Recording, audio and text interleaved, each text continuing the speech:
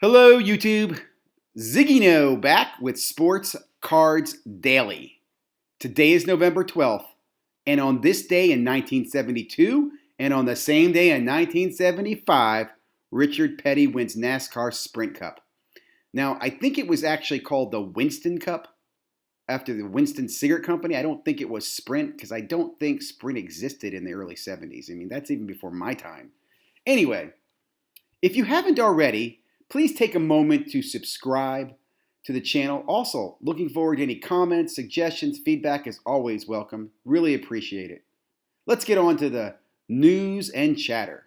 Going to hit you up with an article on ultra rare 1954 mascot dog food cards. I know you're wondering, what? Panini Direct update. Content today. Only thing I know that's scheduled is the forecast from Sports Card Investor. But I know there'll be tons of other content to report to you tomorrow. So just tune in. We'll find more. What'd you miss yesterday? Well, kind of a quiet day in the hobby. High Roller Top 20 with some interesting new additions to the Top 20. PSA update like no one else. And this really is probably the best video I've watched in a while. And I'll share more with you in a moment.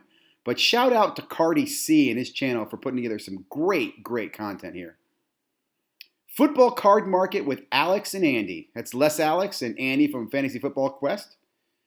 When should you invest in rookie cards? From Brandon Ruby. Great video. And grading questions answered from Mealy Stocks. Let's jump in. Okay, so first up, there's my petty information there. Let me pull over here. Here is the ultra rare 1954 mascot dog food cards heading to auction. Now, I'm not going to read this to you, but what I thought was interesting is that these apparently are very rare, and this card showed up as a 5. I think one sold, they referenced one sold for $25,000, but it was a 1.5 on Beckett. So this is a really good card. Also, they talked about the rareness of these cards and the exclusivity of these cards and the grades. Pretty interesting article. One thing that comes to mind as I'm reading this, because I've read several articles like this, you wonder how many people are just going through attics, finding sports cards like, hey, I'm going to try to sell these right now, right? I mean, that's got to be what's happening, these ultra rare finds. I guess this is also another thing you think about, like how many ultra rare finds will there be? You know, I mean, is it, I don't know, is it really that rare? It's got to be rare, right? 1954, we're talking a long time ago. Next up. Looking at Panini Direct, a few things to note. Yesterday was the opening of Illusions Football, and that stuff sold out very quickly. Much faster than Mosaic stuck around for a while. A couple other products stuck around for a while, so very impressed to see that. Illusions is, I think it's like a second or third year product. Also take a look at, first off the line later today, you've got the Immaculate box selling. It'll be on the Dutch auction here, starting at $4,000, low as $1,000. This is a hot product, man. I'm going to be watching it, but I'm not buying it. This isn't what I get into, but I will be watching to see what this price ends up selling for. I'm going to assume it's going to be close to $2,000 a box, but I could be completely wrong. Now on to some of the content today. First up, High Rollers 31 Top 20 sports cards on the eBay. I really enjoy this channel. Again, if you haven't subscribed, you really need to check this out. Baseball card collector, investor, dealer, just great content. Look at that, 6,000 subscribers and growing. I like this top 20 every Wednesday. This is a new addition to the top 20. Josh Allen has not made the top 20 before. This reminds me of some great cards, the Stars and Stripes RPA. This is exclusive first off the line product. But it also, man, 22,000 for Josh Allen. That's huge. Another thing I noticed that Baseball Card Collector mentioned, he said, this was the lowest as far as sales for the top 20. So there's definitely been kind of a slowing or, I don't want to say softening, but, this is a good barometer of the sports card market. Again, I look back to there's just a lot going on in the world and not a lot going on around in sports right now. I mean, football is really what's dominating the American market, but basketball, baseball, and hockey are all, off. So I think things will get back to going here probably in January. I think November, December will be up and down, I guess. We'll see. Next up, great video here from Cardi C. PSA Secret Summer Battle and how it impacts you. Now, this is a great video. It's worth watching the whole thing, all 25 minutes. So check out the link below. What's important here, what Cardi talks about is how, Collectors Universe, who owns PSA, is the only publicly traded grading company. And I think maybe the only traded sports card company. I don't think Topps or Panini are traded publicly. So you get a lot of insight from this. And he talks about how, what's it called? An advisory, I forget what the word was. Darn it.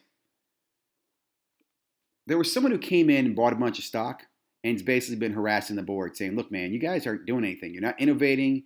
You're not taking advantage of the sports card market. You're not bringing new technology. The board's a bunch of old people in their 70s. Apparently, the board's also not incentivized by the stock price, which I thought was interesting. Anyway, without going too much detail, you got to listen to this because what's important is PSA added somebody new to the board. And the person they added to the board is someone who came over from Microsoft, I believe the online division. So you've got somebody who was a chief technology officer or high-ranking VP for Microsoft now on the board of PSA. This is big news, and she just came on board a month ago. So I suspect you're going to see some exciting stuff from PSA in the future.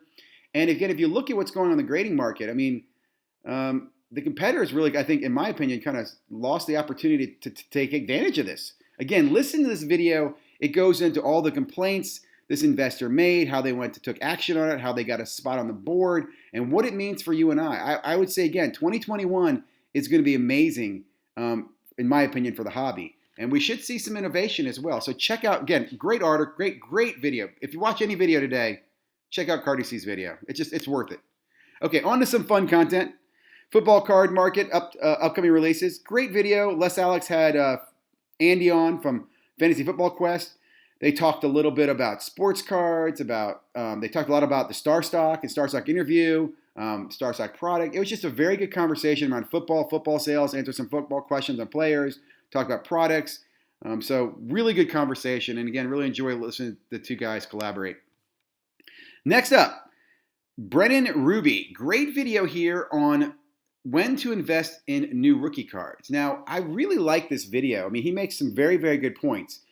Basic general point here is that new release comes out, most of the time those cards are going to be at their highest when they first release, right? So for example, and he gives examples of like the base prisms of Zion and Ja and Tatum and all these guys looking historical value and how normally the week or two they release, those cards come out and then they dip in price. So his suggestion here is that wait a few weeks before you go chasing those cards, which I think is very, very true.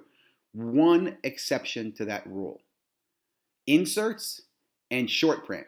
And what I mean by that, if you pull a blue Prism rookie, I think they're numbered to 199, you're probably going to get more value out of that the longer you wait. Because if you sell it right away, the market hasn't really determined the value of 199 of the short printed cards. So what I've seen in the past is that I think you can get good deals early on because people are just selling it to get more. They don't know what they're selling, right? So and again, that's just one caveat to this. I agree with Brendan on what he's talking about, but again, I would say short prints and inserts, you might take a gamble on. A good example is look at the Donruss Marvel card last year. When it first came out, I think early sales were pretty low. Now, if you try to get one of those Marvel cards, it's going to cost you a lot more, right? Because those inserts became very popular. They were probably short printed.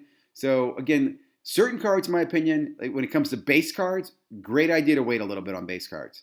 Definitely, I'd wait a month on base cards. But if you're going for short print, I think you might need to dive in a little sooner. Love your comments and thoughts as well. Lastly, trading card grading questions answered. Now, I really enjoyed this video. Jamal from Mealy Stocks does a great video talking about grading. I think he does a very good job of not taking any sides, basically just listen to the facts. A few things that I would just add. There's a lot going on in grading, as I mentioned, with PSAs adding the board member. Beckett lost 2 graders that went over to CSG. I just think that there's just so much going on. Grading is one of those interesting things. And what's interesting to me is I feel like a lot of people are kind of being directed not to grade, right? Or being encouraged not to. That, hey, you're probably better off selling raw. And I don't know if that's true or not. Like I'm still, in my mind, I grade most of my cards before I sell them. I grade most of my cards PSA, right, before I sell them. I'm patient. I have a plan. I have a system. Anyway, really enjoyed the video. Great feedback, great comments again around grading. Gave some great insight. So check it out. Back tomorrow with another day of Sports Cards Daily. Really hope you enjoyed the content today. Again, if you haven't already, please subscribe, like, Ring the alarm so you get notifications. And love your comments and feedback, guys. Thank you. Stay safe.